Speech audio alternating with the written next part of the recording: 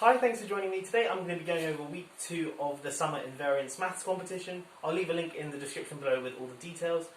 This is problem 1, part 1, and in the next video I'll do part 2. Anyway, let me get straight into the problem. We have S, which is a collection of 100 positive integers with sum less than 200. Prove that there exists T, some subcollection of S with sum 100. Now, a few points.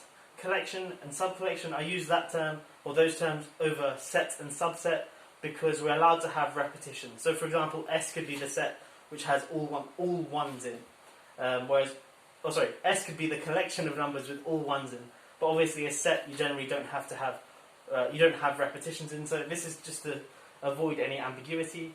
So collection and subcollection, so they're allowed to have repetitions in, and in fact this problem won't work if you're not allowed repetitions.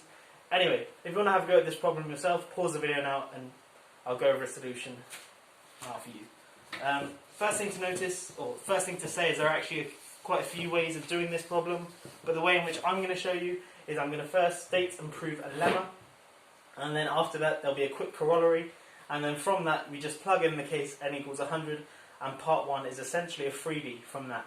And then in part 2 I'll use the lemma and corollary again, but to answer part 2. That'll be in the next video. Anyway, let's state and prove this lemma first. So lemma, let S be a collection of n integers. And note they don't necessarily have to be positive. Then there exists T, a subcollection of S. I'm going to use this notation, sort of subset but subcollection. T, a subcollection of S with sum of T. Again, sort of making up my own notation here, but hopefully it's quite clear. The sum of the elements in the collection T, and that divides n. So there's some subcollection of S, which when I add up the elements in the subcollection, I get a number which divides n. And I should probably say that the subcollection is non-empty. Okay? First thing I perhaps should say why I'm proving it, why I'm doing the problem this way, and I guess it is because this lemma is quite general and it can be used in other scenarios and other problems too. So hopefully if you don't have this lemma in your toolkit already, you can add it to it after this video and then hopefully be able to answer some more competition maths style problems. Anyway, let me prove this lemma here. So proof. Okay, there are a few ways you can prove it, but hopefully this way will be the one that makes most sense. Okay, so firstly let's label the elements in the collection S, S1 all the way through Sn. Okay, now I'm going to define AI to be equal to the sum from k equals 1 to I of Sk. Okay, so for example, A1 is just S1, A2 is S1 plus S2, A3 is S1 plus S2 plus S3, and you get the picture, all the way up to An. So we have n numbers there which are constructed from the elements in S. Now we're going to look at each of these AIs mod n. Now, if one of these AIs is 0 mod n, i.e. one of the AIs divides n, then we're done. So suppose for some I, AI divides n. Then just let T be the set S1, S2, all the way up to Si. So obviously it's a subcollection of S, but then the sum of the elements in T is just AI, and that divides n. So we're done.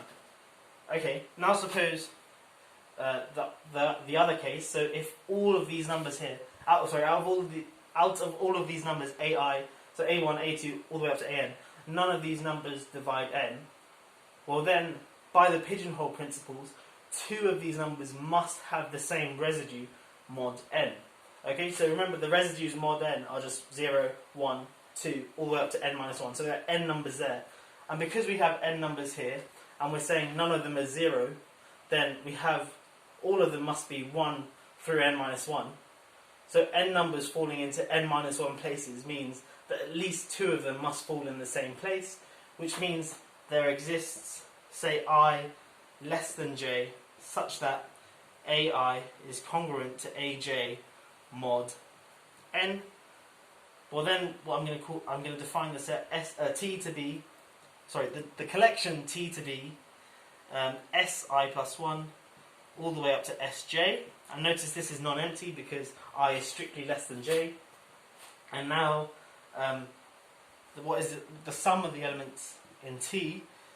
Well, that's Si plus 1 plus dot dot dot plus Sj. But that is the same as S1 plus dot dot dot plus Sj minus S1 plus dot dot dot plus Si. That's just Aj minus Ai.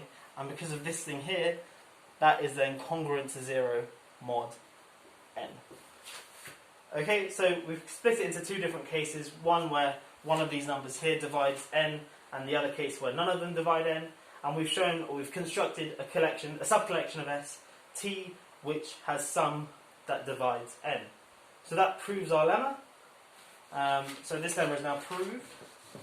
And now I'm going to write a quick corollary, and I'll just state the proof because it's quite immediate. So corollary, let S be a collection of n, now I'm going to say positive integers. So here we just had integers, but now I'm going to restrict to the positive integers case. Then, with sum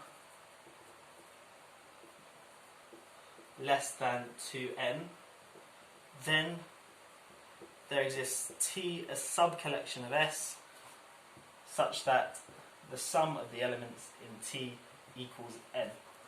Okay, and how I'm going to prove this is pretty much use this thing here.